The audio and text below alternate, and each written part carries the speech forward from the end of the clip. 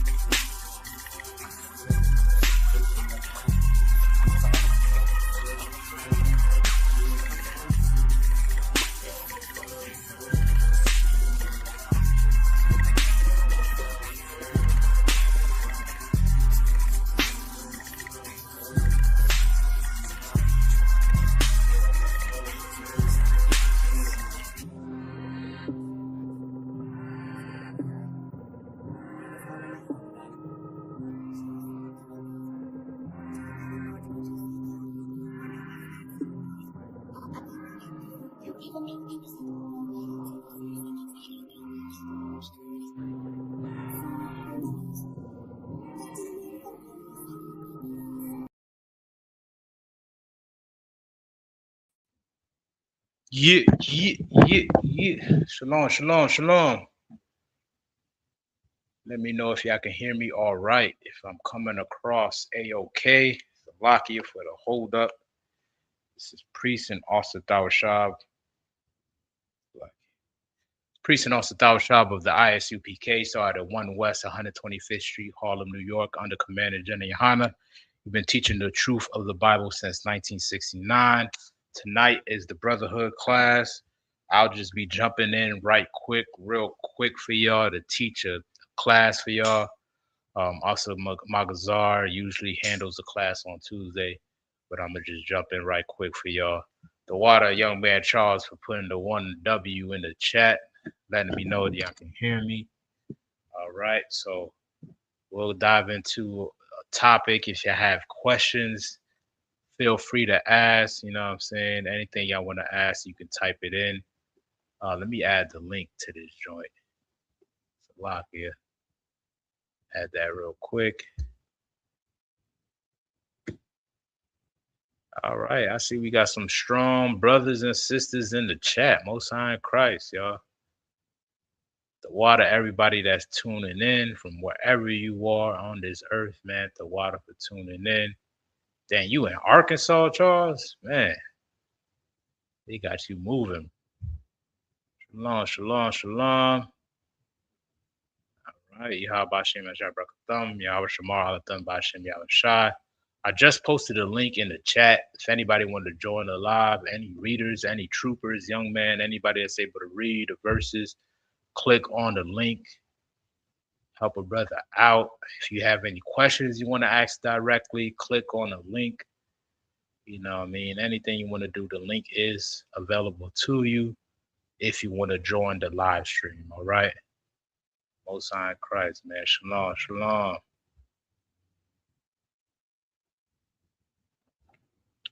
All right, all right. Hey, shalom, warrior. How about Shem Shabakatah? Shalom, Yabashim Yabasabarakatah, Sitawashab. Hey, man, Most High in Christ. The water for hopping on, Kawatah. Damn right, damn right. So I guess we're gonna go ahead and get this started. Salaki, I seen that you had gave me a hit. I didn't have time. As soon as I got off to the slavery, I came directly over here. Is it something that you wanted to ask over class, Kawatan?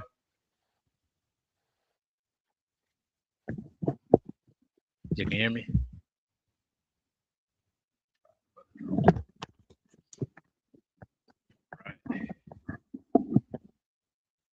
I guess the brother will hop back on. Yeah, man. So we'll get into the topic today, talking about God is love. Is God love? Right? This is something I'm pretty sure most of us had heard this term or this phrase before, whether you heard it in a religious setting, out and about, you know, probably wherever you were in your walk of life. I'm pretty sure you heard this before. So we're going to get the true definition of it, the true meaning behind it. Does God love? Is this the only attribute that God has? Does he have any other attributes? You know, all of that we're gonna go over, all right? Did you hear what I asked you, Cover Thumb? I know your phone had cut off. Can you hear me? Con, I hear you just fine. You hear me?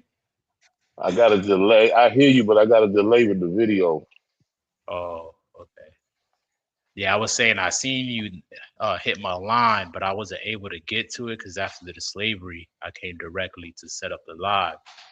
So I didn't have time to hit you back. Is it something that you want to ask over class or just a private? Okay. No, I was just checking in with you on a personal note about something. I'll holler at you a little later. All right. No sweat. All right. Other than that, everything good with you, Cover Thumb? You all right? Con. Most High in Christ, man. Go ahead. All right. Crazy. Everybody else in the chat, man. Y'all type in the chat. Tell me how y'all doing. You know what I mean? Let me know how y'all feeling. How y'all doing today? How is y'all week been going so far? So how do I do it? right? Just let me know. Type in the chat. I want to know how y'all doing. All right. Assigning the string on. Mm.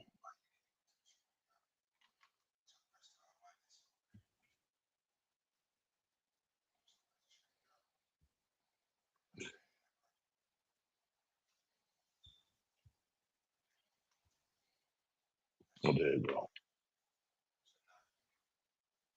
All right. Salakia, Con, go ahead. can you hear me? Yeah, I hear you. You hear me? Khan. Okay. All right. So the first verse I'm gonna get is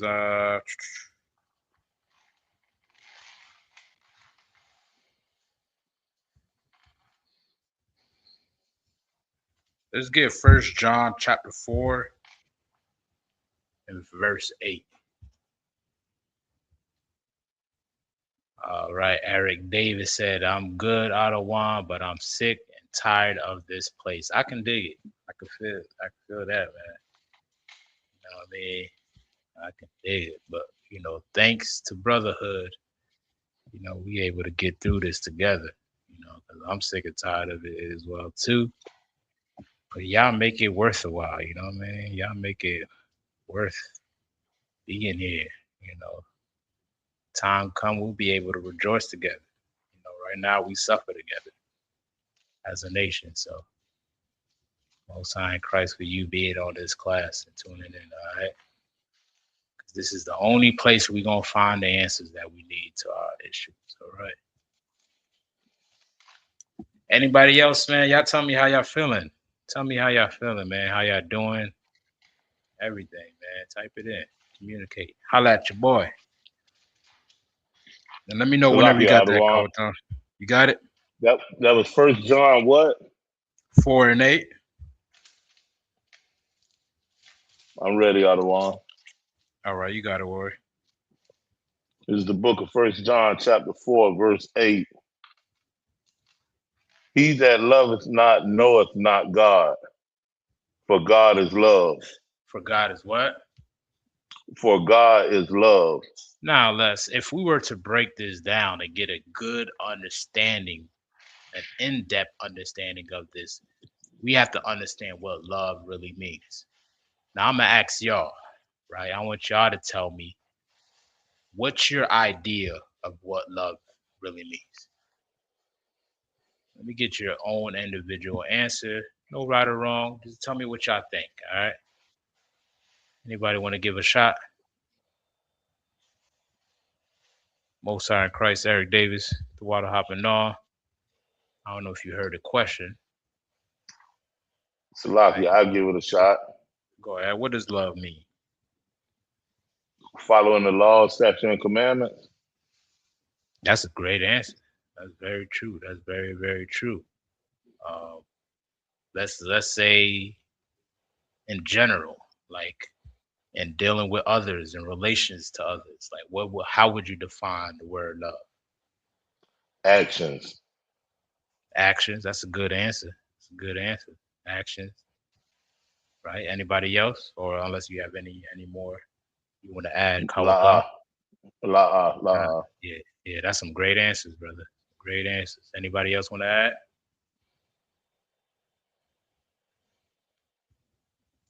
Feel free to type it in. If you're on the live stream, you can come off of mute, give your answer. What is love?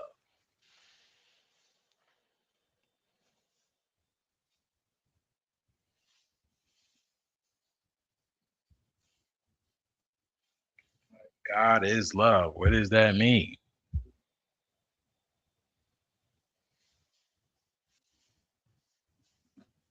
All right.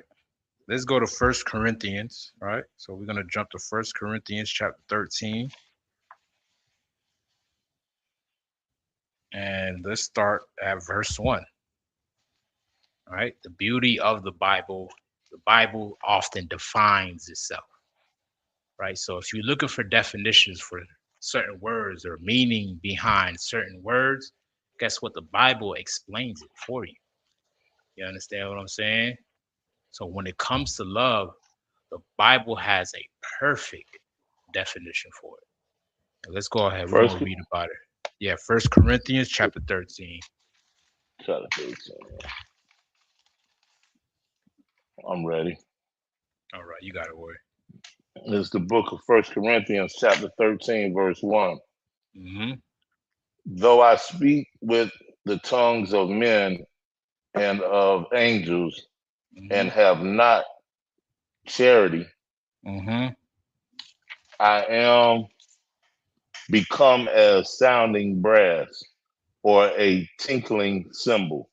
Right. Now, if you go back to the word charity and you look at the translation of that word, it is love, right? It's not the modern or colloquial term of, giving something to somebody or donating something to somebody. That word from the Greek translation is love, right? So Paul is speaking about what? What is he speaking about here? If we know that charity translates to love, what is he speaking about that?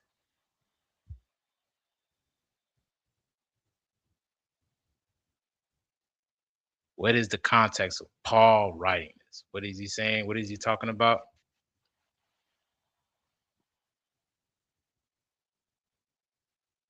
Salakia. Go ahead. He would be talking about love, right? Exactly right. Exactly right, brother. You know what I'm saying? He's talking about love. So he's saying, though I speak with tongues, tongues meaning language, either the languages of man or the languages of angels, which is the Lashon Kodash, right? And have not love, right? If we get the translation of charity, which is love, and have not love, I become as a sounding brass or a tinkling cymbal. A sounding brass will be like a trumpet or a horn, right? Or a any instrument of brass, right? Or a tinkling cymbal is that triangle that people hit with a metal rod, a small metal rod, and it makes that tinkling sound, A little right? Meaning, triangle thing, right? right, exactly that. Meaning, it sounds good, it sounds nice, right? But it doesn't mean nothing if there's no love behind it, right? You can speak as many languages as you want to speak. You can be as eloquent as you want to be, but if you have no love, it's pointless, right? Read on. Calling out of Wakan. Verse 2. And though I have the gift of prophecy Mm-hmm. and understand all mysteries and all knowledge, and through I have all faith so that I could remove mountains and have not charity, I Mm-hmm. am nothing. I am what? I am nothing. So if you don't have love, right, charity, which is love, then it is nothing. You can have all the knowledge, all the information, right, all the wisdom, but if you don't have love, it's considered nothing. Now, Paul is about to break down what is love because we understand the importance of it, right? He just explained verses through 1 and 2, the importance of it, but we got to understand what it actually means, what it actually is, right? Read on. Calling out of Wakan. Verse 3. And though I bestow all my goods to feed the poor, and though I give my body to be burned and have not charity, it profiteth me nothing. Right. Even in helping others, even in giving out goods, right? There's many organizations that give out donations. You have places like Salvation Army, right? You go to the grocery store, you buy an item, at the end of your order, they ask, do you want to donate to help the children fund or help St. Jude or help this or help what are all these organizations that give out donations, right? But the main thing that matters the most is love, right?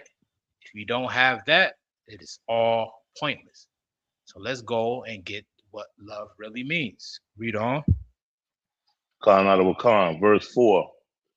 Charity suffereth long, It does what? and charity suffereth long. Now, what does that mean? It says Salakia. charity, which is what? Charity is what, if you translate that? Giving. Oh, what did we say what charity was? What was Charity was actually written? love. Love. Love, right? That's what's written there in the Greek, right? The word love, Con. right? If you look it up, right? If you look it up through the Strongs, it tells you brotherly love, affection, goodwill, love, benevolence. That's what charity really means, right? It's the Greek word agape, the Greek word agape, which means love, right? So he's saying that love is suffereth long. What does that mean?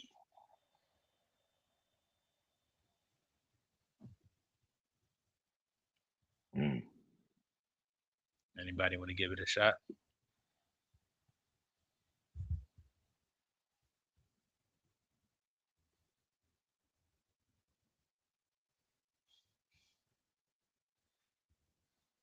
First thing that Paul wants you to understand about love before he named anything else that's synonymous with it, he named one principal thing that you have to remember in displaying the act of love. He said it suffereth long. Now, what does that mean? Eric Davis said perseverance. It's a good answer. Anybody else? What does it mean love suffereth long?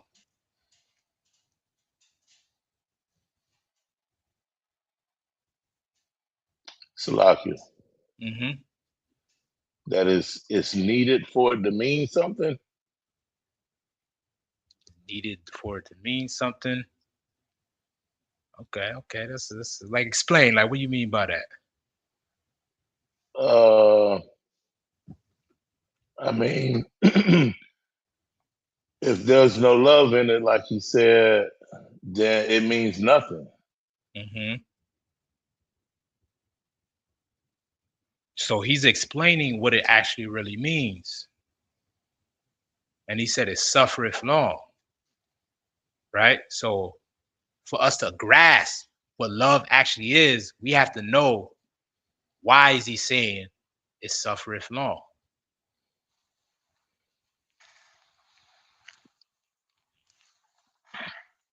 Give me some words that's synonymous with suffering. Right? Or, I'm gonna let you look up what you're looking up, but what do you get after that? Just tell me some things that's synonymous with suffering, right? Eric Davis said it suffers greatly to achieve a goal. He said patience, right? Patience is a good one. All right, patience is a good one. Paul, I see you here in the live as well. If you want to chime in, you can unmute yourself anytime you want. All right.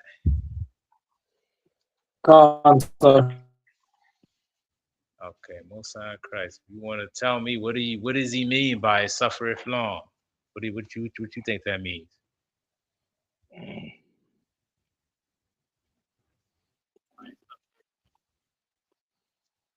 All right, everybody talks about love nowadays. Go ahead. Now go ahead, Paul. I can't think of it right now, so I'm gonna play catch up with you. No sweat. You know what I'm saying? This is something that we all seek for. It's often used in today's world. People will say, I love you right off the bat. But Paul is giving you the true meaning behind love. And Eric Davis gave us some great words that's synonymous with it. Salakia, sir. Go ahead. What you got, Kothon? I have to endure pain or hardship, to allow or permit, endure patiently or allows, depending on the context.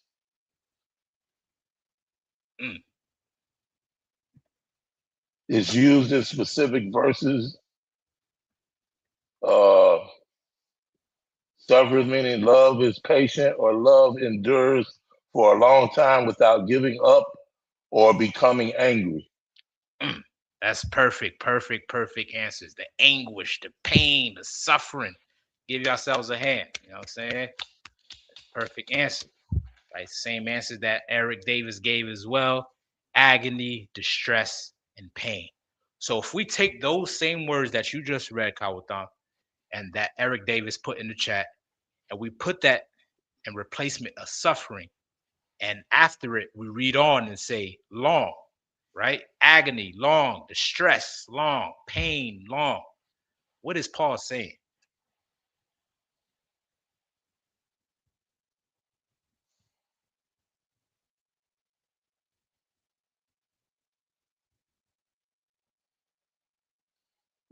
You got me on that one.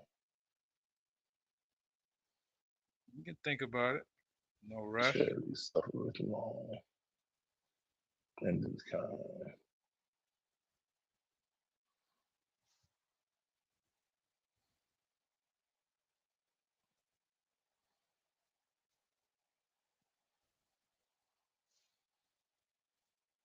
Let me ask you this. If you only around for the good times and when things are up, is that love? La What about only when you're happy and you're in a good mood? You do good things for people. Is that love? So you got to be Right. able to endure the bad. Give the brother a hand. You know what I'm saying? That's exactly what it's talking about, right? When Paul is giving you the meaning of love, he's telling you that love is pain. You understand what I'm saying? Not only Con, when things are good, not only what people can give you, not only what you can benefit from, but it's about what are you willing to sacrifice for others? What are you willing to give up for others? And the perfect example of that is one of the most famous verses that exists on this earth.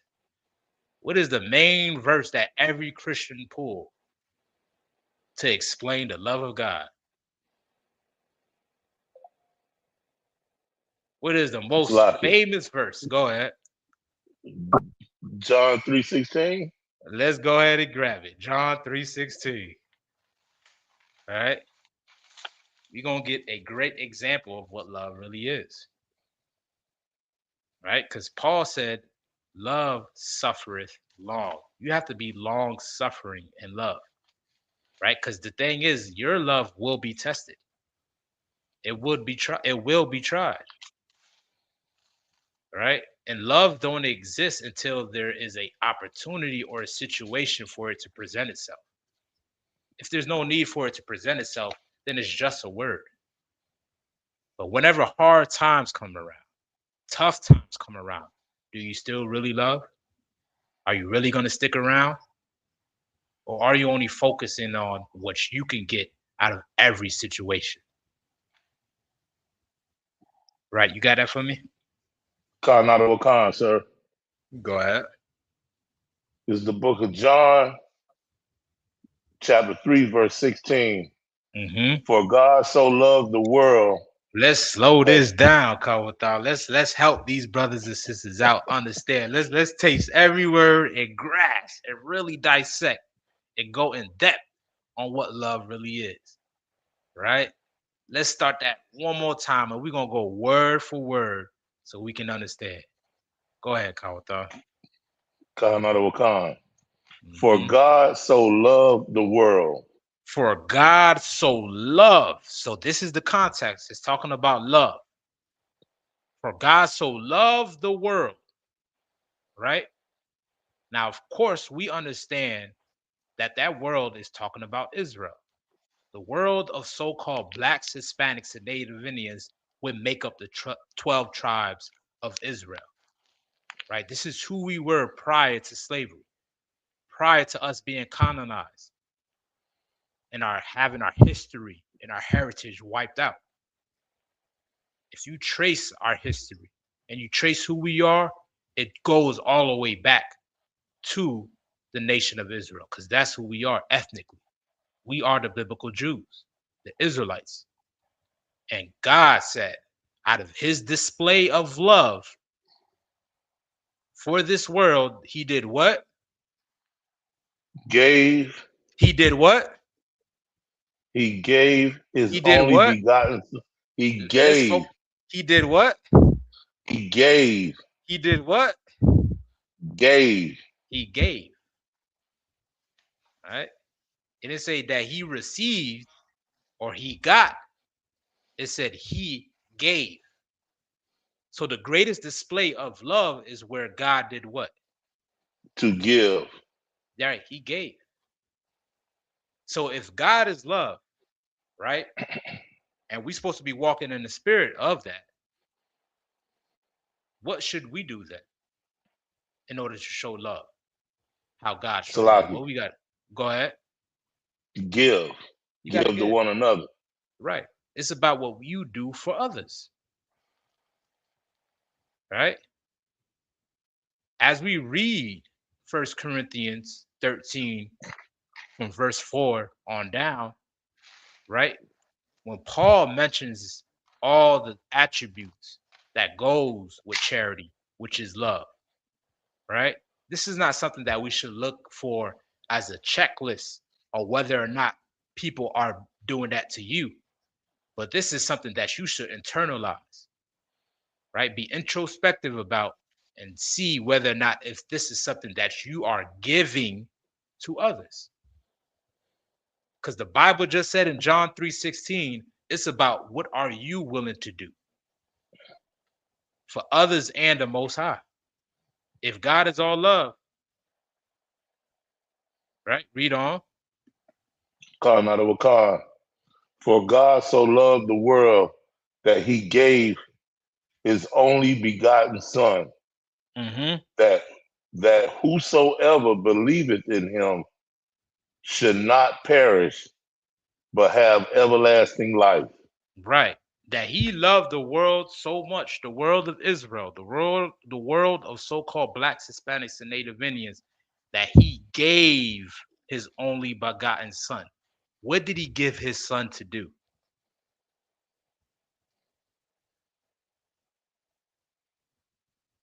What was Christ's mission? Salaki Adawan. Go ahead. Was it to save the children of Israel? Which is true. And how did he do that? By giving them the law, statutes, and commandments? Which is something that we broke. So in order to Khan. redeem us back to that, what did he have to do? He had to give his life?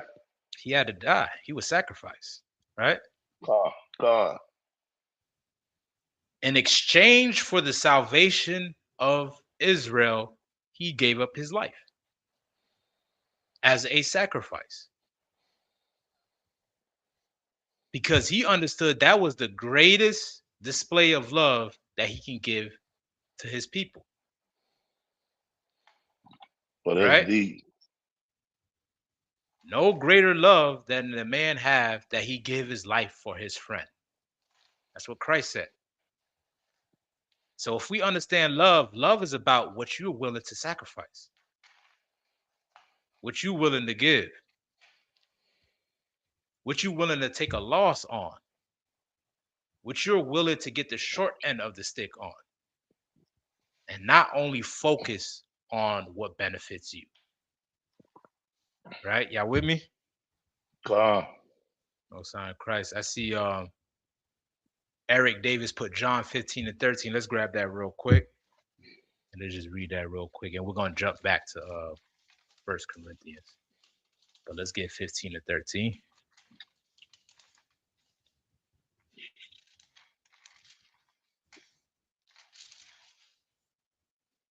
Salaki Adawan. You got it, Word. This is the book of John, chapter 15, verse 13. Greater love hath no man than this, that a man lay down his life for his friends. Right. That's exactly what we just quoted. So you right on pocket, Eric Davis. That's right on point. You know what I'm saying? No greater love can be displayed other than that. Other than you be willing to exhaust everything in your power to making sure that your nation is taken care of, that you're serving God, that you're doing everything in your capability to get that done. All right. Hold on. Give me 1 second. 1 second, y'all. Y'all bear with me. My bad.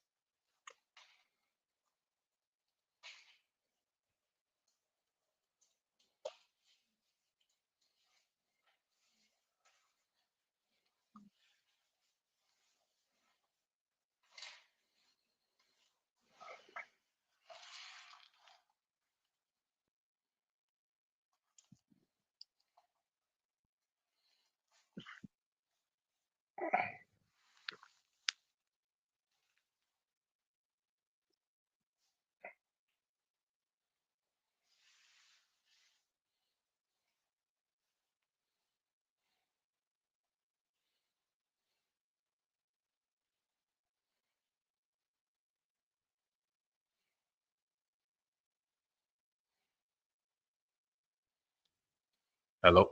Hello. All right. Y'all hear me? Y'all hear me? You there? Salakia. My bad. Khan, On the phone. Khan, On the Khan, phone not call. Khan. All right. The water. Bearing with me, y'all. So where we was at? So like I was gonna ask you, say First Corinthians, what was it? We was at 13:4. Right. No greater love than a man can give for his friends, that he give up his life. Right. This is what Christ did to show the love of God. Right. 13:4. Mm-hmm. Khan. Go ahead. First Corinthians chapter 13, verse 4. Charity suffereth long Mm-hmm. and is kind. Uh-huh. Charity, even if not charity, vaunted Right. not itself, Envy if not. envieth not. Salakia. Right. Con, and vaunt not of itself. Right. I'm pretty Salakia. sure y'all know what envy means, right? Like jealousy, Con. right? Hatred for somebody else, right? Or vaunted not, right? When you, Salakia, Salakia, what does the word vaunt? What does that mean? right, to boast, right? Con. To boast, to be egotistic, right? To only big yourself up. You're the center of everything. You make yourself the center of love, right? When we just read in John 3:16, right? But love is about what you are willing to give. And guess what? Sometimes you're gonna have to suffer for it, like our king suffered for it. But if it's actual love, you have to be willing to suffer. Now I know that's something that's not often expressed when it comes to the topic of love, especially what's going on in the world and the religion and Christian church. Every time they talk about love, is about some tingling feeling that they feel in their spine. It's about whatever makes you feel good and whatever makes you happy. But nobody's willing to talk about the fight that comes with it. No matter how much you want to do something, if you really love God, you won't do it. Right? You'll fight yourself to do it because that's what love is. You suffer whatever loss that may come with it because you love sincerely. But the world will give you the illusion of love and not the reality of it. The reality of love is it comes with heartache. It comes with pain. It comes with agony. It comes with all these things that doesn't allow you to be envious, that doesn't allow you to vaunt yourself, right? But it's something that you have to actually do and display and give and sacrifice for. Right?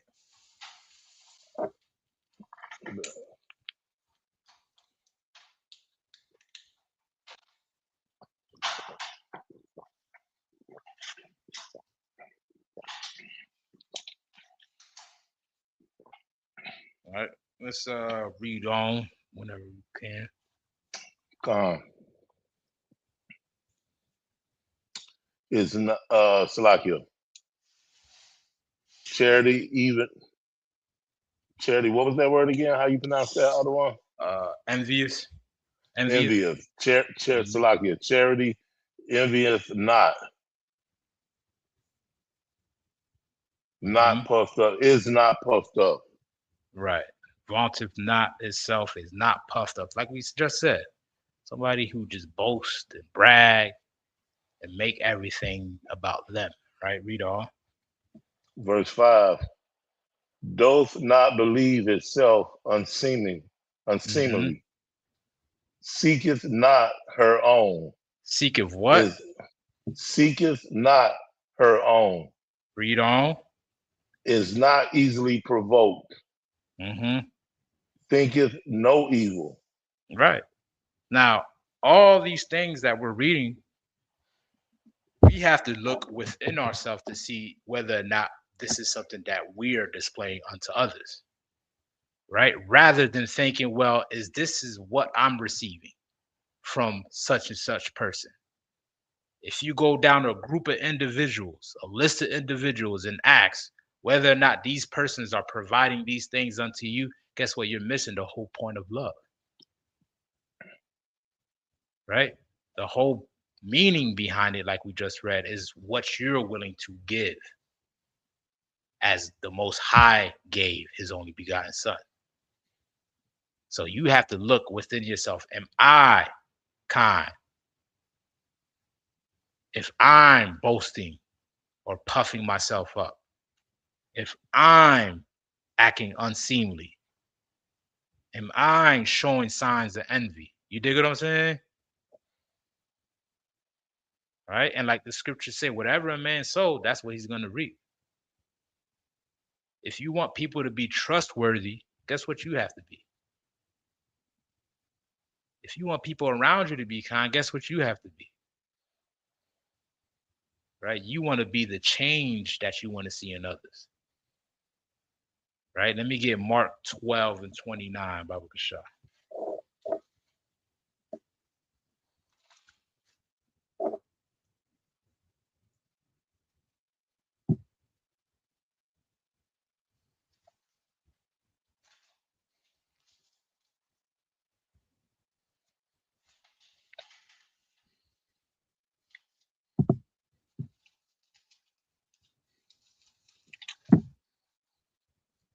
Salaki Adawan.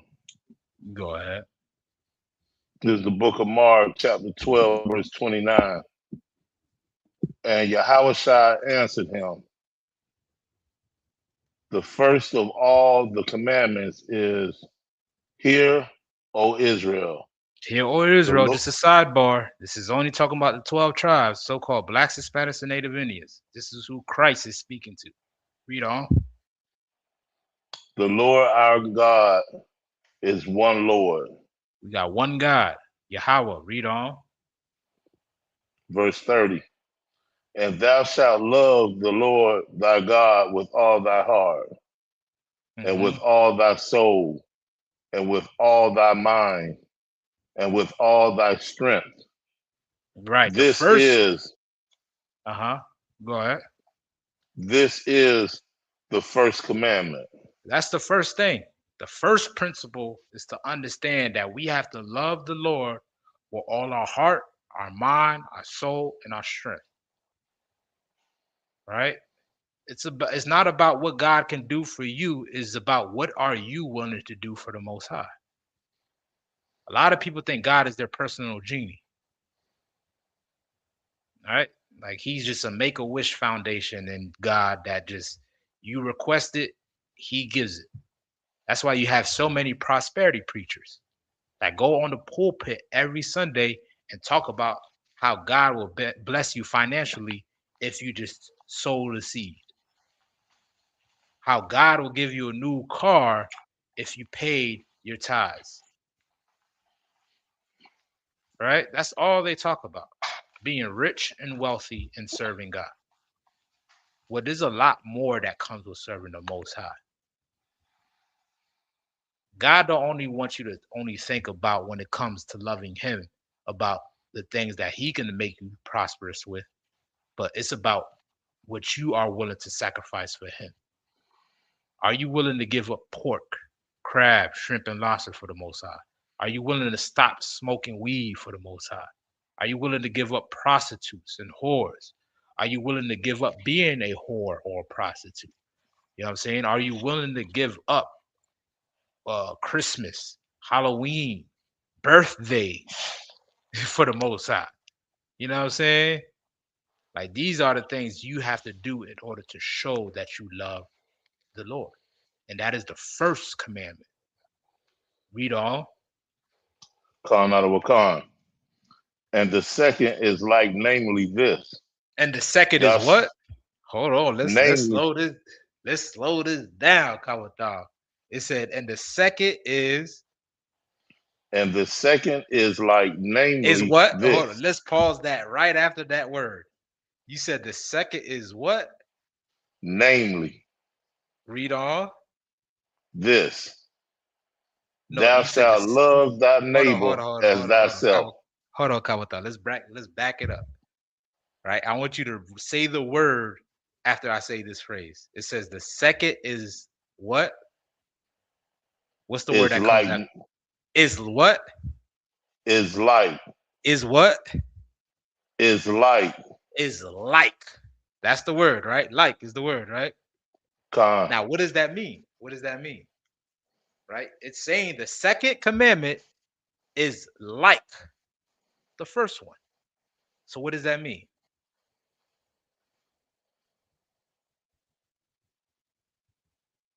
Right? We know the first one is to love the Lord with all thy heart, thy mind, thy soul, and thy strength. But the second is like. The word like means what? Mm-hmm.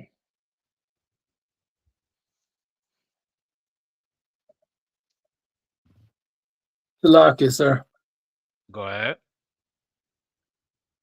The word like means like similar or the same. Exactly right, brother. Exactly right.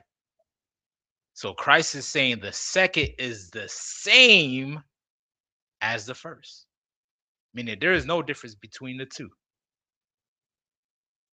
right? So the second one will be, go ahead, Kawatan.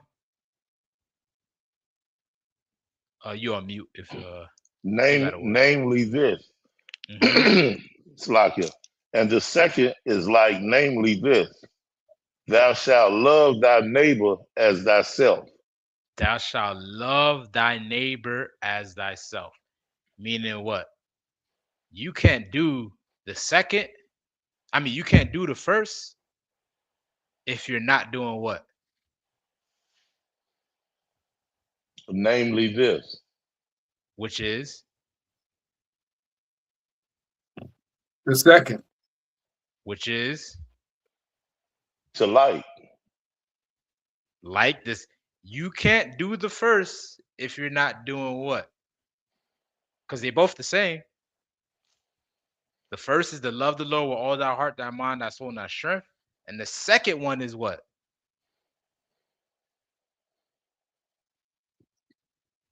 To You know the love your word. neighbor the same. There you go. Love your neighbor as what? As you love yourself, As right? yourself. There you have it, right? So you can't do the first one unless you're doing what? The second one. Which is? Loving your neighbor like you love yourself. Give yourselves a head. You know what I'm saying? That's exactly what it is, right? Meaning they both go hand in hand. You dig what I'm saying? Like you want to show a display of love for God, it's shown in your display for your neighbors. You want to see somebody that loves God, it's not by the words that they say. It's not how many times they say hallelujah, or if they have a jet, or if they have a Rolls Royce when they pull up to church. Salakia. You want to go ahead. So it would be the discipline you showing for God, right? The discipline you're showing for God. And what did Christ say? What is the same that's unto it? To love him in all those different ways. All right. We got to understand the first one is all in conjunction with each other. Right. So the first one he says to love the Lord with all thy heart, thy mind, thy soul, and thy strength. That's all one together. Right. You just got to love the Lord with your mind, your soul, your heart, and your strength. The second one is like unto it, meaning the second one is the same as the first one. Now, the second one that he mentioned was what? Love thy neighbor as thyself. Right? So if you want to see somebody that actually is doing the first one, which is loving God, what do they have to do then in order to display that? Like you, sir. Go ahead. They have to love thy neighbor in the same way and manner as they love the Lord thy God with all their heart, with all their soul, and with all their mind, and with all their strength. There you have it. Right? This is what Christ is telling us. Right? Our expression of love towards God is how we deal with one another. Right? Because you can't have the first without the second. You can't have the second without the first. You can't say you love God and then you turn around and you hate your neighbor, or you treat your neighbor like crap, or you're not willing to suffer or to give or to take care of your neighbor. Right? You can say you love God all you want, but if you're not suffering long, like Paul said, if you don't envy, if you don't abase yourself and not puff yourself up, then you don't really love God. You're just saying it. Because what you do for others, right, is an exact expression for your love for God. Yeah, get me? Come on, sir. God. Salakia. Go ahead, soldier. So it's basically like just saying, you can't say you love God if you don't love your neighbor in the same way, period. There you have it. You know what I'm saying? You can't do it because they both are what? The same, The same. right? They both the same thing. You know what I mean? And that's That's what we deep have to right understand. there. God, that Most High Christ. That's what we have to understand when it comes to love, right? We cannot make it just solely based off of feelings, right? Let me get Jeremiah. Let me tell you the verse.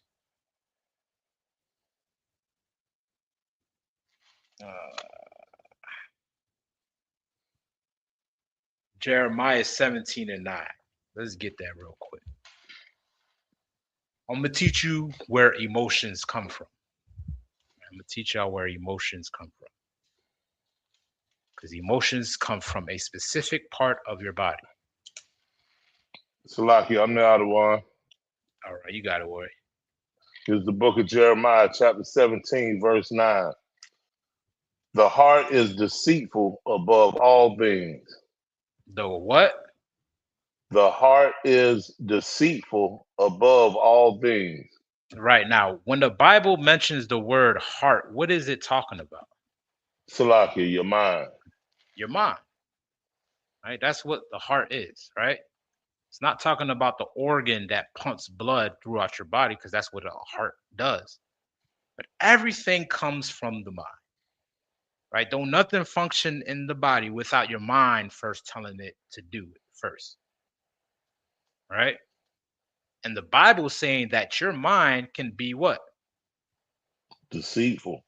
It can deceive you. Meaning what? All right. Let me show you where emotions come from. Let me show you. Let me share my screen. And this is the simple Google search. You know, of course, you can get in debt into it, but I'm going to just show you something basic, right? I just simply type in where do emotions come from? It says emotions come from the brain, right? What we just read, the body, right? The mind, right? The brain, which is attached to your body, working together, driven by a mix of physical signals, deep brain networks, and other thoughts, right? This is where emotions come from neurotransmitters, signals from your brain, from your mind, right? And the Bible just said that the mind is deceitful above all things. So if we know that emotions come from the mind, the Bible is also telling you what? What is also deceitful?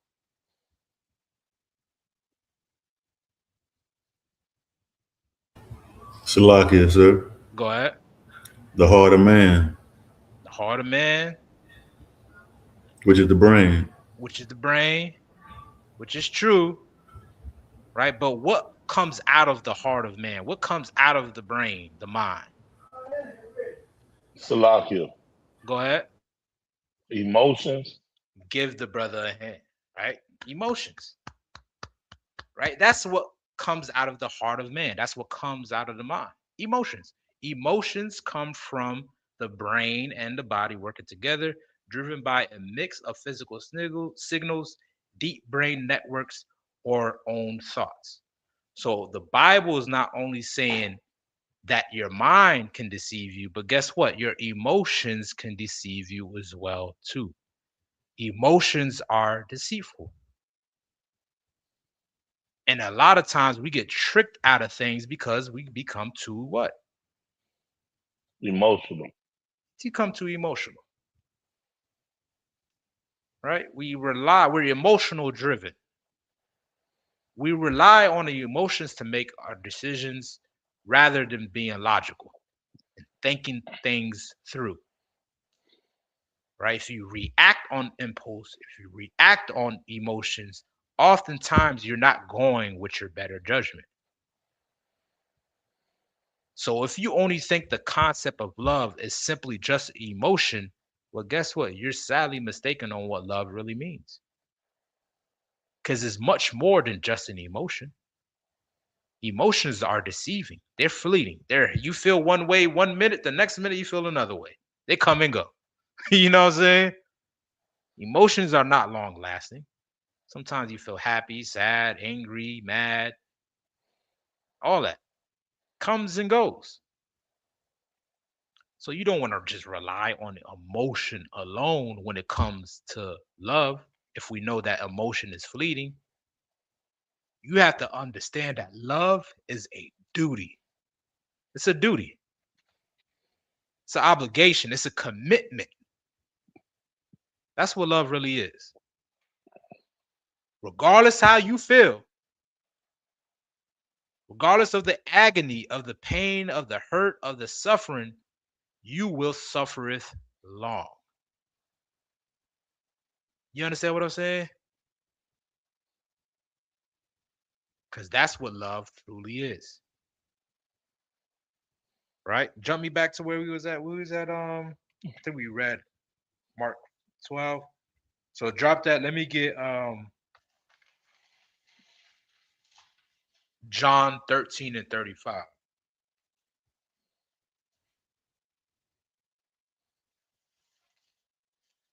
John 13 and 35.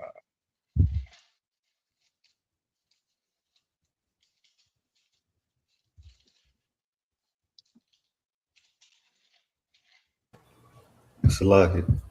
Go ahead. This is the book of John, chapter 13, verse 35.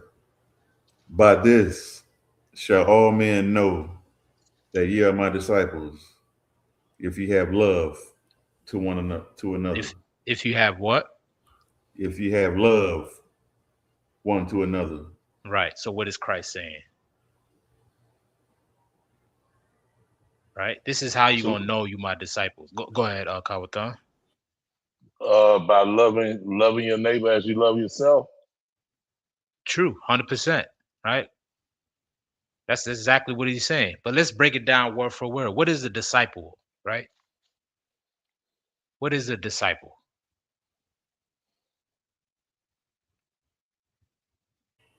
Salaki. Go ahead. A student. A student, right? A follower. A follower of Christ, a student of Christ. Somebody that actually follows Jesus Christ. A true, if we can use it in this term, a true Christian. Right? Christian meaning somebody that's Christ-like. Right? So if you want to be Christ-like, a true follower of Christ, you have to have love for one another. Now, that only means when things are good. That only means when it's beneficial for you or when it's pleasing for you. That doesn't mean to get filled up with the emotion of love. The love that we have to have for one another, it has to be a duty, or else nothing will ever get done. Because guess what? There's going to be times in life where love is going to cause pain. It's going to cause suffering. It's going to cause hurt. There's going to be times in life where you are going to be hurt. And in that time is going to be a determining factor whether or not your love was true. Right? And then let's get an example of that. Let's drop that. Let me get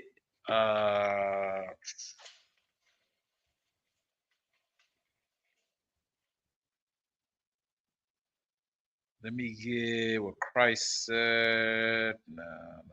Luke 22 and 28. Yeah, Luke 22 and 28.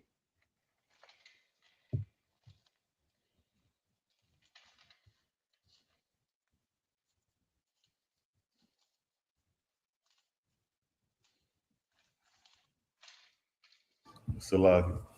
Go ahead. This is the book of Luke, chapter 22, verse 28. Ye are they which have continued with me in my temptations. Right. If I could just pause you there real quick. Christ is saying, ye are they which continued in my temptations. He's speaking to his disciples, right? The temptations that he's talking about is his trials, his suffering, the hard times that he had to deal with, right? Where countless times the Sadducees and Pharisees were trying to shut him down, trying to get him arrested, right? Making false accusations against him, having to travel all throughout that region to teach the word, to raise up the people, to follow every command. Well, guess what? Those disciples stuck through Christ from the beginning all the way to the end. He's saying, "You are ye who stood with me in my temptations, in my trials, in my hardships, in my suffering." Read on. Kana Rakan. And I appoint unto you a kingdom, as my father hath appointed unto me. Mm-hmm. Verse 30. Mm-hmm. That ye may eat and drink at my table in my kingdom, and sit on thrones, judging the 12 tribes of Israel. There you have it, right? The disciples was rewarded not by just simply the good times. They're not going to receive the reward only because they was there when things was all good, but because they was willing to suffer with Christ and go through hard times. Guess what? They're going to be able to rejoice with him as well too. They're going to be able to rule with him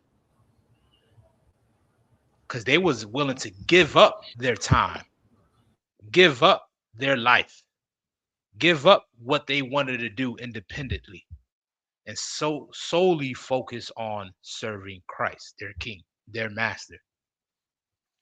And Christ is saying, because you did that, you know what? Guess what? I got a kingdom prepared for you. I'm going to give you rulership. I'm going to give you power. I'm going to give you authority on this earth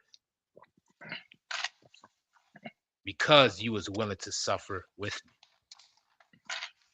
And that's how it goes, right?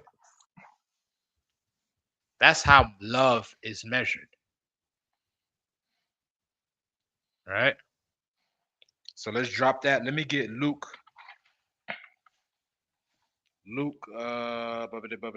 6:32.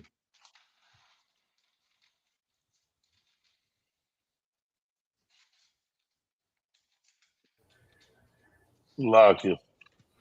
You got it, soldier. This is the book of Luke, chapter 6, verse 32. For if ye love them which love you, what thank have ye? For sinners also love those that love them. Right. When it comes to love, especially in modern society, it's only about either an even exchange or something that you can only benefit from. That's the only thing people are concerned with. It's never about what you can give. It's only about what you can gain. What Christ is saying, that's not what love really is. If you only love those that love you, guess what? Your love is small. It's not sincere, right? Because that's how politicians think. That's how your pastor think. That's how most Christians think. They only think of love as a beneficial transaction. They make themselves the center of it all, and they make sure that they are the main reciprocators of it. Meanwhile, they're not willing to give any of it back. Well, guess what? If you're like that, your love is insincere. And guess what? You don't love God as well too. Because the second is like unto it, is the same as the first. Right? Read on. Khan out of a Khan. Verse 33. And if ye do good to them which do good to you, what thank have ye? For sinners also do even the same. Right. If you only do good that you anticipate to get good in return, what good have you? Your love is insincere. Right? That's why most times people is not willing to put their neck on the line for the oppressed. They're not willing to put whatever title they may have for the people that's suffering.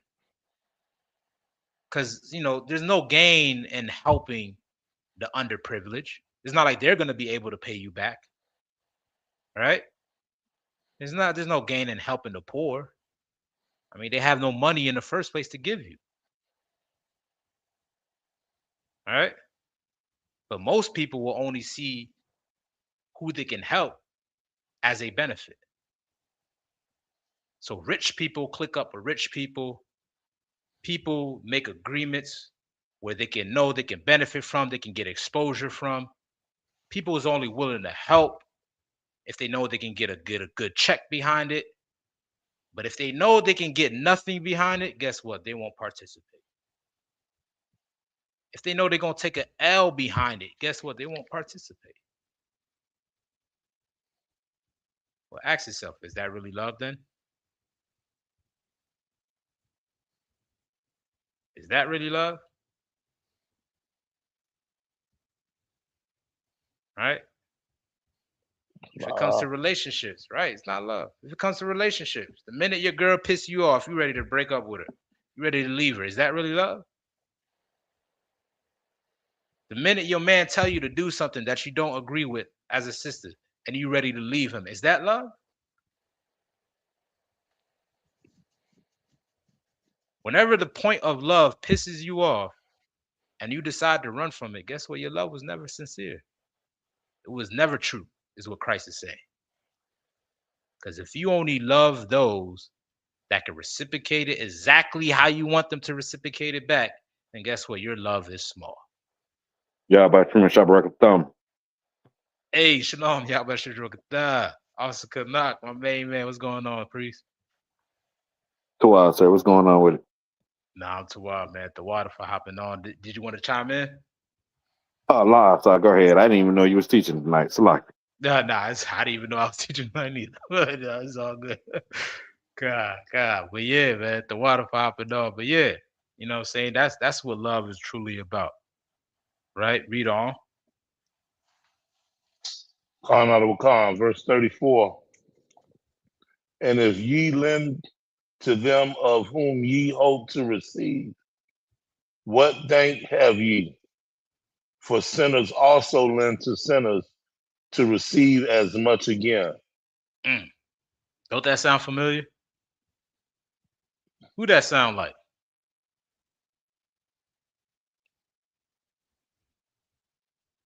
Who does that sound like? Go ahead.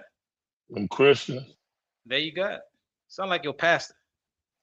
Now I'm gonna teach y'all another thing, right? Let me teach y'all something. Let me show y'all something. Right? So if your pastor is one way, let me show y'all something.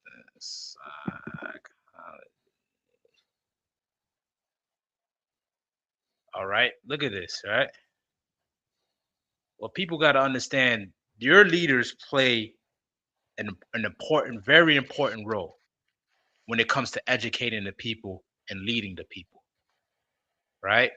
And oftentimes their failures are never the blame for the detriment of our communities. People will never hold them accountable because they're so high in status, they have wealth, they're doing their thing, they're on TV. So you're just a hater if you speak against them, right? But you got to understand the buck stops with them. The reason why our people live an immoral lifestyle is not willing to show love to one another, be kind to one another, not willing to consider one another before they consider somebody else, because the people on top doesn't do. All right. Let me show y'all this. Boom. This is something in psychology, right? I brought this out before called trickle down effect. All I did is type in trickle down psychology and it just gave me a basic definition, right? It says in psychology and organizational behavior, the trickle down effect describes how a leader or supervisor's attitude, mood, behaviors, or ethics flow down through an organization to influence subordinates. Positive traits like support or fairness, as well as toxic behaviors like abuse or stress, cascade from top to bottom. This is what psychologists are saying. Right? What the people on top do, the people on bottom under them is going to follow. So if your pastor is a greedy bastard that only do things that benefits himself, guess how the people in his congregation is going to be?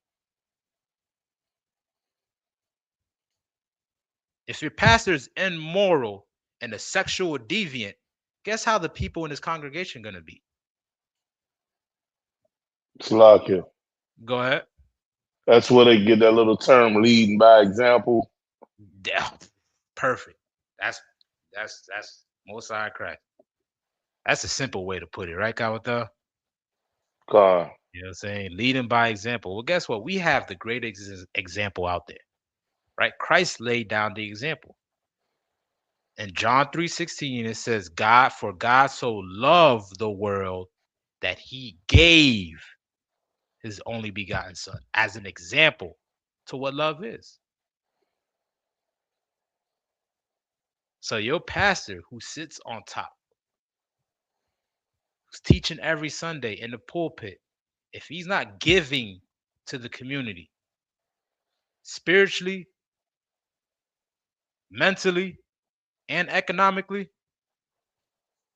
then he don't really love God. Because that's what God did to show love, right? Right or wrong? God.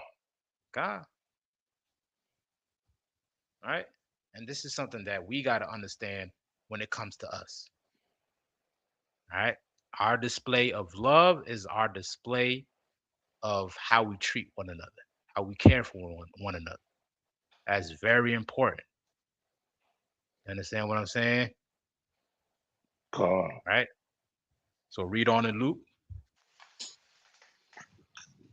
Khan, verse 35. But love ye your enemies and do good and lend, hoping for nothing again. All right. Now let's break this down because a Christian will take that and run with it. Love ye your enemies and do them good. Right? Who would be considered your enemies? In context, what is this talking about? Who are the enemies that Christ is referring to? Like it, sir. Go ahead. The other Israelites that are Gentiles that are not with us. Damn right. That's the correct answer. And how do we know this? What is relative to hate? What is relative to hate? Salakia. Go ahead. Love. Love, right? Can't have one without the other, right? God. Hate is relative to love. Love is relative to hate, right? If Christ said to love thy neighbor as thyself, the neighbors is talking about who? The other Israelites. The Israelites, right? So if the neighbors is the Israelites, the enemies have to be who? Because in the same breath, he's using the word love. Yeah, y'all get what I'm saying? God. Sir. I don't want to be too, too out there with it, but just as long as y'all get what I'm saying. But yes, right? Because the enemies is the Israelites, the same way the neighbors are the Israelites. So when Christ is saying to love your enemies, he is only talking about the Israelites. Salakia. Go ahead. So they become our enemies by what? Not following the law, statutes, and commandments? You know how they become your enemy? They become your enemy because one has red and another has blue. You get what I'm saying? He becomes your enemy because he lives on 63rd Street and the other lives on 62nd. Okay. You get what I'm saying? God. Right? We beef with each other over the most simplest things. A street. Right. This is why we kill each other. And Christ is saying to love that brother who lives on 63rd. Love that brother who has come from a different hood than you, different rag. He reps a different set. That should not separate us as a nation. You dig what I'm saying? Con. Right? The enemies would be the ones that you constantly are told through propaganda to have odds with. Because the white man feeds you this lie of black on black crime, we act as if we are each other's issue. Like our greatest issue, our greatest enemy is each other. Not ever are we ever willing to consider the white man and what role he plays in it. So Christ is saying, don't believe the lies. Don't believe black on black crime. Love your enemies. You know why? Because that is your brother. You gonna say something? Go ahead, Oscar. Come on, sir. Salaki, if I may. Mm-hmm. What you're bringing out is so heavy. It's like the gangster that we portray ain't the full gangster like the white man. And the reason why I say that because the white man, he's not prejudiced against who he have crime against. It's black, is black, Hispanic, Chinese, no matter what it is. But when we try to mimic him, we only harm, each other. Right. We won't dare go into their neighborhoods and do the same thing we do to each other. You know what I mean? And I'm not promoting nobody being gangster or nothing like that or trying to be a gangster, but a gangster, they ain't got no boundaries on what he doing. You know what I'm saying? He don't say, oh no, I'm not going to mess with them because I get life in prison, or I'm not going to mess with them because of this and that.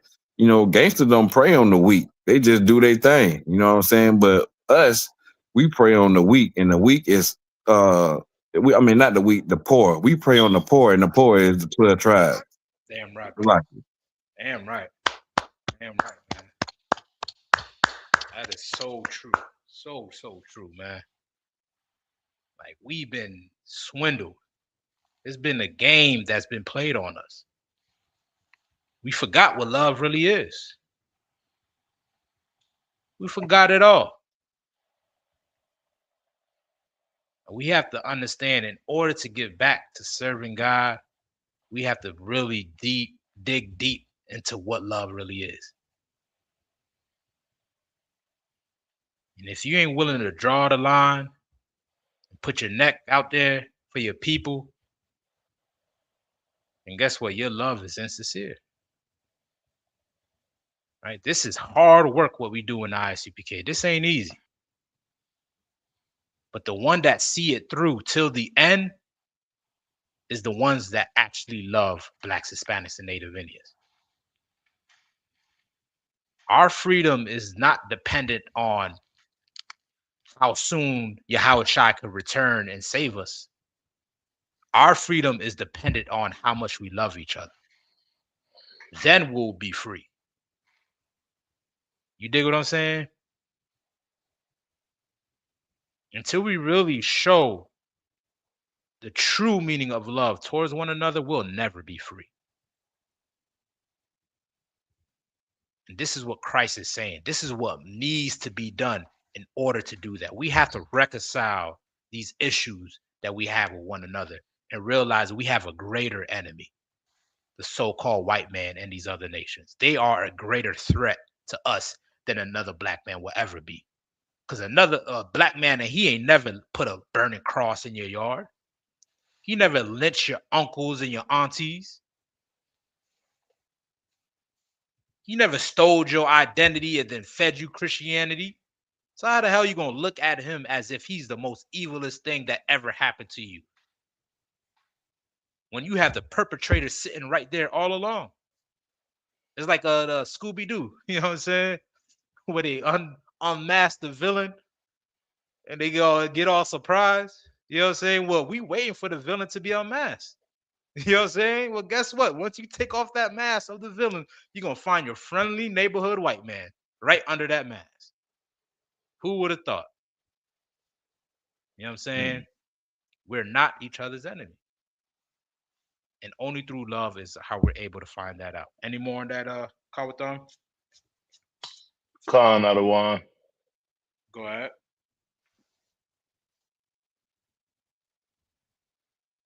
But love ye your enemies and do good, and lend hoping for nothing again, and your reward shall be great, and ye shall be the children of the highest, for he is kind unto the unthankful and to the evil. Right. You know what I mean? That's the power that we serve. That is the love of God. That he gave his only begotten son for the world of Israel. Even while we was in the midst of sin, we turned our back on our power. And he still gave his only begotten son. You know why? Because he's kind to the evil and to the unthankful. But guess what? We got to be the same for each other. We got to be the same for each other. Yeah, he might have pissed you off. He might have did you wrong. We have to put those past behind us. We got to put it behind us. Some of us are in the gang beefing with each other over a killing that happened in the 70s, over a killing that happened in the 80s. Because that one brother died in the 80s, we have a generation of beef between two different gang members, two different gang sets. We're going to have to let that go in order to fix the situation. Shalom. How about Shabbat? Oh, my nigga, damn right. Shalom. How about you, Shabbat? What's going on, boy? To sir. Just coming back from moving around a little bit. But Salaki, if I could. Get down, Warrior. What you were saying was so heavy, and it's like sometimes, the brotherhood has been so destroyed. In certain cases, it's not even about a body that dropped. It could be about, something simple as a brother stepped on another brother's shoe one night at the club, and now it's a whole, generations on generations of beef over something that could be, so something so small as, even that. Sometimes it don't even take for, well, and eventually bodies could drop, but sometimes to kick it off, it don't even take for that to happen. Right. You're exactly right, brother. God, my bad. You want to continue on? It's a lot. That was just the gist of it, sir. Yeah, you're exactly right, brother. Exactly right, brother. Somebody can step on your shoes. They staring at you for too long. They upset you. They accidentally bump into you. You can say my bad and all. They still ready to fight. All right, that comes from a psychological disorder. All right, psychological disorder. We're gonna coin it today. We're gonna call it black on black syndrome. Right? The propaganda of black on black crime, which is a myth, sold us the lie of hating one another. All right, all of that is a myth. All right, so now that we got the meaning of love, is of course we got to speak about what's relative to it. Right? Now we have to get hate. Because guess what? Love is not the only attribute of God. And because we don't understand love, we misplace the two. We misplace our hate where we're supposed to be placing love, and we misplace our love where we're supposed to be putting hate into. Right? Because both are necessary, and you would not have one without the other. Right? So let me get Romans 9 and 13.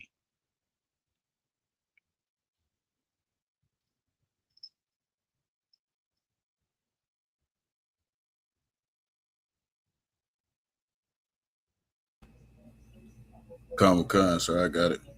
Go ahead. The book of Romans, chapter 9, verse 13. As it is written, Jacob have I loved,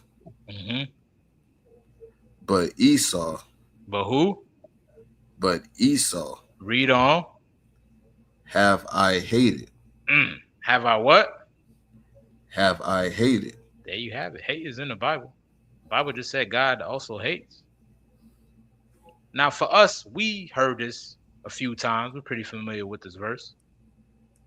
But what about what comes after it? Right? Let's read some more and get some more context about this hate. Read on. Verse 14. What shall we say then? What shall we say then? Right? Now, this is Paul speaking in third person of what people might say about this statement that God hates. Read on. Is there unrighteousness with God? Well, that must mean God is unrighteous. That God is not true. He's not real. How could he hate? Because all our life we've been fed with the misconception of what love is. Right? Yes, God is love. And we must display that in order to show our love for God. But if hate is relative to it, where do we place hate then? Can't just get rid of it. It's always going to be there. If love exists, hate is always going to be present. So where do we place it? Does it make you unrighteous if you have it? Read on. God forbid. God forbid. No, it don't. Read on. For he saith to Moses, I will have mercy on whom I will have mercy. Mm-hmm. And I will have compassion on whom I will have compassion. It is up to the Most High, right? He's the creator. Right? He created us. And he said he can choose and decide on who he want to have mercy on, who he wants to love, and who he wants to hate. That's his decision. All right? And as a byproduct, right, as a creation of his, I am going to love what God loves and hate what God hates. And he said, Jacob have I loved. So guess what? I love Jacob too. But Esau have I hated. Because that's where it should be placed.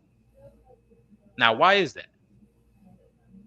He said, God, he told Moses, he said unto Pharaoh that he can have mercy on who he want to have mercy on. Right? Read on.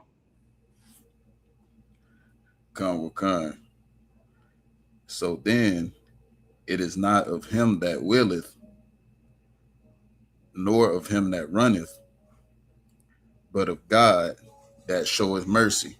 Mm-hmm. Right. It is up to the Lord, right? Because Pharaoh was what? He was the slave master unto the Israelites. Had them in captivity. Right?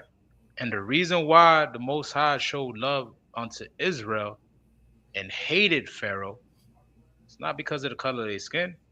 Right? Egyptians is just as dark as Israelites, if y'all didn't know. Right? The Jews are just as black as the ancient Egyptians. But God decided to have mercy on Israel. Because he chose us. Out of everybody on earth that he could have chose, he chose so-called blacks, Hispanics, and Native Indians. That was his decision from the beginning. Right? Read on.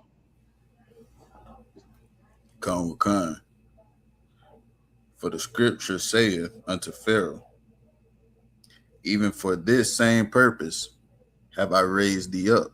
For this same purpose have I raised thee up. Right? Raising somebody up, wouldn't you say that would be an act of what? Well, what could you make that synonymous with?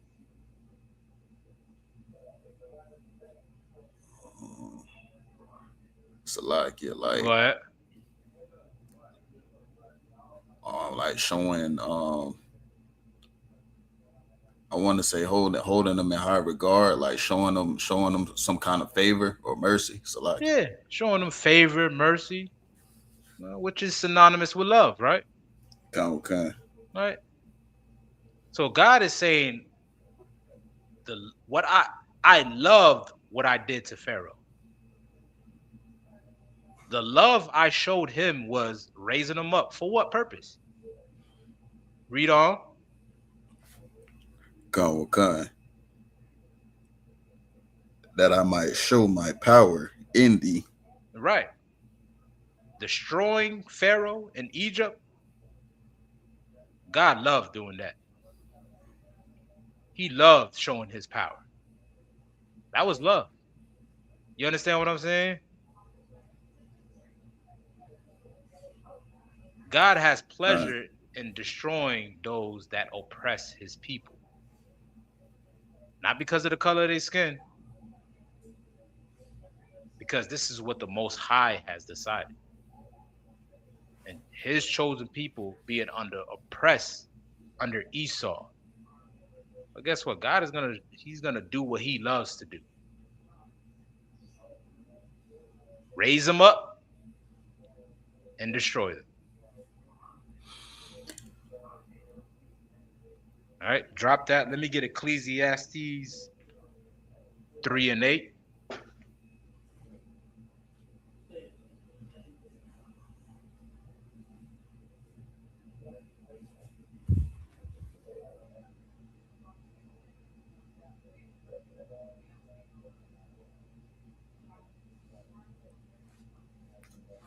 Let's get Ecclesiastes 3 and 8.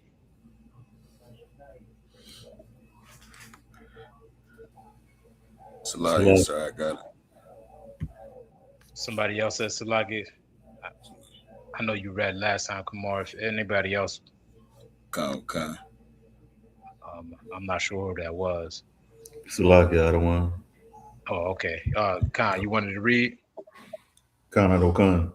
All right, you got it. This is the book of Ecclesiastes, chapter 3, and verse 8. Hmm. A time to love. There's a time to love, which is important. Right? That time will be for us to love our neighbors, to love your brothers, to love your enemies of your nation, within your nation, I mean, to love them. There's a time for that. Read on. And a time to hate. Well, guess what? There's also a time to hate as well, too, because you can't have one without the other. And the problem is, due to the civil rights movement, we exhausted all our love for this country and left none for ourselves. There is nobody in America that's more patriotic than black people. We the ones that died in their wars. You understand what I'm saying? We saluted their flags. We assimilated to their standards and their ways of living. And by doing that, we didn't leave no love for our own. Y'all got to understand what that does to somebody psychologically. Like, imagine you sitting in a restaurant and getting beat upside your head just to eat in this restaurant. You think you're going to have some infatuation for the restaurant that's right in your backyard, in your neighborhood, when the one that you getting beat for and being told that you have to sit there and join them, you're going to forget about the one in your neighborhood.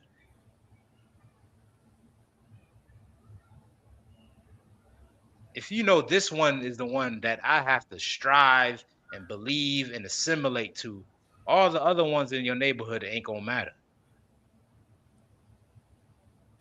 And our people have been fed that lie through civil rights. That to forget about the ones in our neighborhood and sit in their restaurant. Well, guess what? That was not an act of love. We did the reverse of Christ.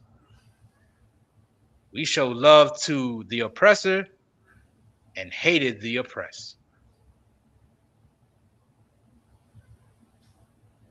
Right now is our time to love. Right? to love one another, and we have to hate the idea of joining this nation. That's what we have to hate. We have to hate the idea of civil rights. We have to hate their religion, their beliefs, their ideologies, their holidays, everything that they practice. We have to hate and return to our own ways, to our own customs, and serving the Most High.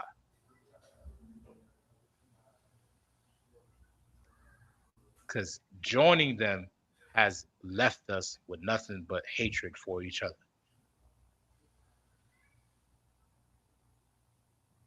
Right? Drop that. Let me get 1 John 2:15.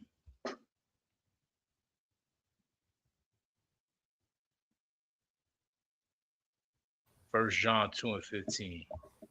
Salaki. Go ahead. This is the book of 1 John, chapter 2, verse 15. Love not the world. Love what? Not the world. Love not the world. So if you don't love the world, then you must do what?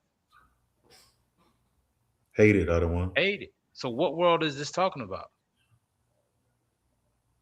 What does the word world means? Hate what world?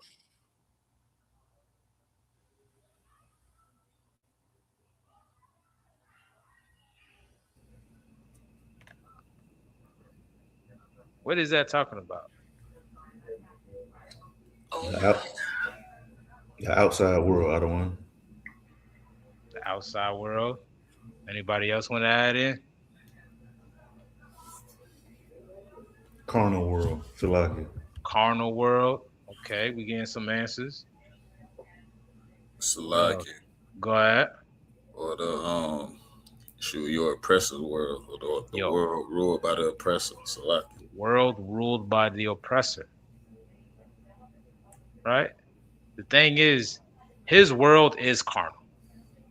Right? That's what we have to understand. The word world simply means age or society. Right? And the thing is, the people that's in rulership, they created a society that's based on carnality. Think about it. The most powerful people that rule this planet are all on the Epstein's list. You dig what I'm saying? Meaning their primary focus is not ending world hunger, which they have the liability to do, not ending the lack of resources across the globe, which they have the ability to do, but their primary focus is sleeping with children on the island. You dig what I'm saying? Right. Let me see if y'all understand. Let me. I'm gonna show y'all something. I did this before. Let me just show y'all this real quick.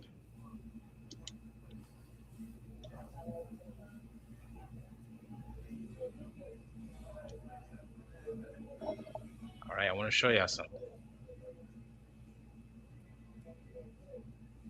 All right, I'm gonna share this. I just want y'all to see what I'm talking about.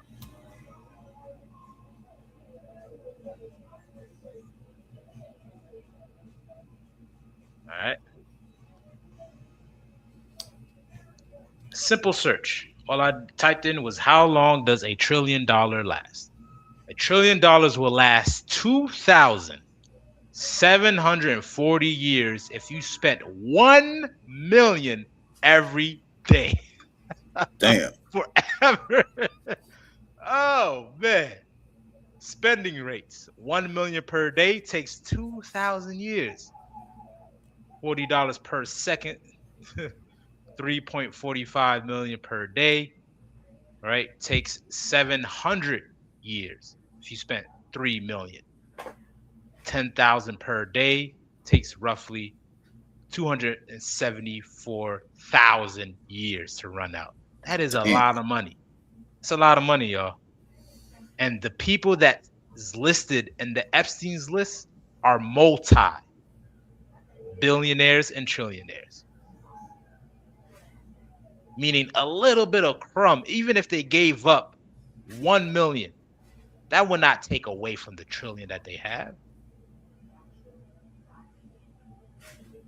But yet their primary focus is creating a society that's fueled by the molestation of children. That is sick. Well, guess what? We're going to have to hate something. If you want to place hate on anything, you have to place it on this society as being ran by pedophiles. You dig what I'm saying? Your president is a pedophile. And Christ is saying, love not this world of pedophiles. Don't love a pedophile. Don't love a child molester. Don't love a snake. Don't love a liar. Don't love a greedy bastard. And that is what this society is driven by, is ran by. Right? Read on.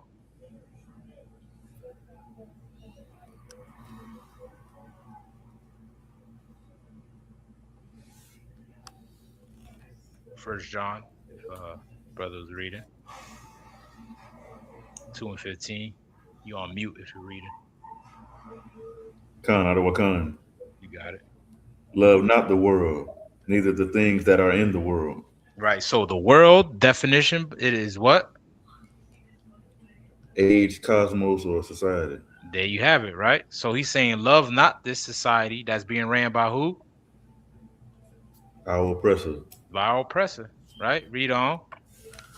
If any man love the world, Mm-hmm. the love of the Father is not in him. There you have it. All right. If you love this world of PDF files, then the love of God is not in you. If you're in MAGA, you're not a true Christian. You believe in Donald Trump, who's a convicted rapist. You do not believe in God, nor do you love him. All right? So our love has been misplaced in thinking that we have to assimilate and join this society in order for us to prosper.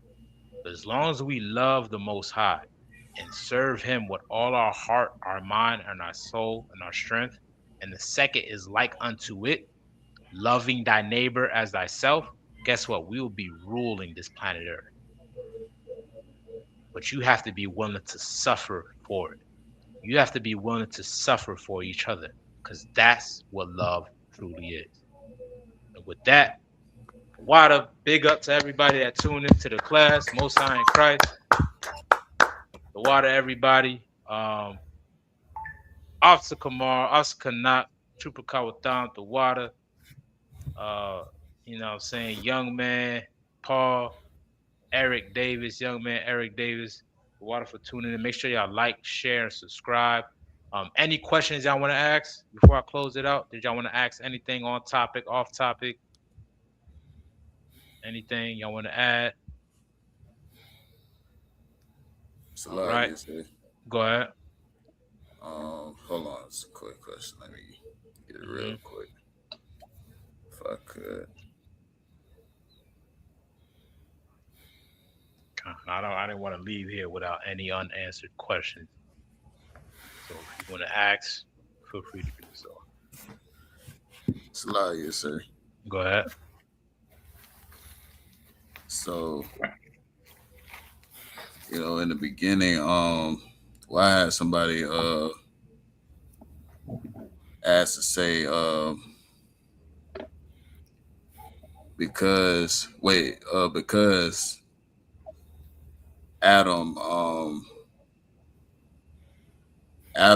Adam's rib, I believe. I don't know if I got it mistaken or not, but wasn't Eve Adam's only rib? Kind. I think that's what's mentioned in the script. Yeah, in the scriptures, that Eve was the only one that was mentioned. Yeah, con. So I asked somebody that was saying something like, because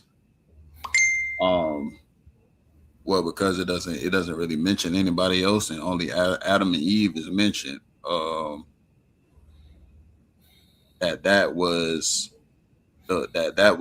it's kind of a way to like for them to say that, well, basically to debunk the whole polygamy thing, because they'd be like, because Adam and Eve, God only intended for it to be Adam and Eve, and just because it doesn't mention that Adam married anybody else, that God's original intent was for a man to only have one woman. And here's the thing: is Adam and Eve the only one that's mentioned that had was with one spouse or with one wife? Was Adam was the only one that was mentioned all throughout the Bible? Right. What La, right? La. Right. Well, we gotta understand having more than one wife is not a commandment. Right? You're not forced into polygamy. You dig what I'm saying? That's not what it is. You're not forced into polygamy. Right? The thing is, if a man chooses to have another wife, he has the liberty to do so. It's not a sin.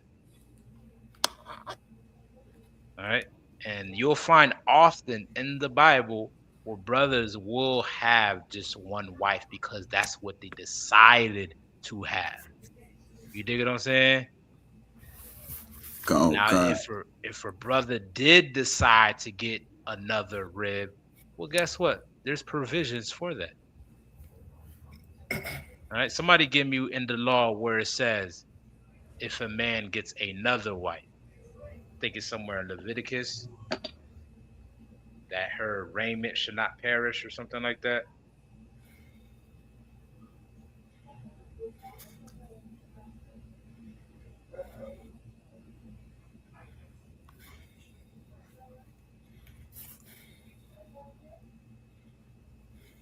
Exodus. Go ahead. Hey, I got a scripture. Oh, you got it? All right, go ahead, soldier. Book of Exodus, chapter 21, verse 10. Mm-hmm. If he take him another wife. Right. If he does what? If he take him another wife. Right. A second wife. Right. A different one from the first one or the other one. But if he gets a second one, read on. Her food, her raiment, and her duty of marriage shall he not diminish. Right. Guess what? The other one you can't break up with. You get another woman, you both of them are your woman. Whether who's first or whatever. Right? That's what it's talking about, right? And we understand that our laws come from who? It comes from the Most High. Right? This is God that commanded this. And guess what? The laws of God existed even in the time of Adam. How do we know this? How do we know that the laws of God existed even in the times of Adam?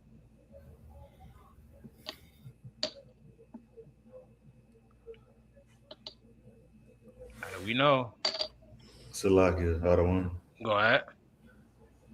Because the laws of sacrifice are mentioned and murder is mentioned. They give the brother a hand, right? Who was doing the sacrifice? Adam. And his sons. Cain and Abel. There you have it. Right. How did they know this? Right? Because the laws of God always existed even in his times. Right? It wasn't until the time of Moses is where it was finally written down. Before that, it was just passed down through your family, right? Through your family, through generation. Hey, we live like this. You told your son to live that way. And when he has children, he's going to tell his sons to live that way, right? But we grew into a nation in the time of Moses, right? Like Eric Davis said, orally, right? It was passed down orally through the word of mouth, meaning like this is our family lifestyle. This is how we live as a family. But we grew into a nation as it wasn't until the time of Egypt. Well, guess what? We're so large of a people, it can't be passed down just by word of mouth anymore. If that's the case, it's going to become the telephone game. So now what we got to do, since we're so large of a nation, we got to write it down. And everything that was written down was nothing new that wasn't taught in the time of Adam. It was all consistent. You know how I know? Because Adam practiced it even in his time. So what was written in Moses' time coexists exactly what Adam and Cain and Abel did. So when it comes to what a man can have more than one wife, it always existed.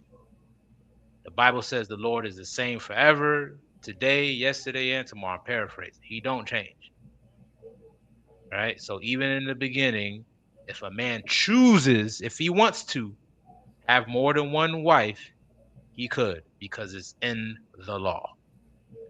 All right. Did I answer your question? Yeah, what kind? God, Most High Christ, Most High Christ. Wow. God, Most High Christ. All right. Guess what? A man can have no wife if he wants to. You know what I mean? Like, people try to make this so much more than what it is. If you want to have more than one wife, it's not a sin. If you don't, the Lord be with you. That's up to you. You know what I'm saying? Right. Nobody's forcing you to do nothing. Like, just don't hate on the ones that do. That's when it becomes a problem. Don't talk down on the ones that actually want to have more than one wife. That's their prerogative. All right. So, any other questions?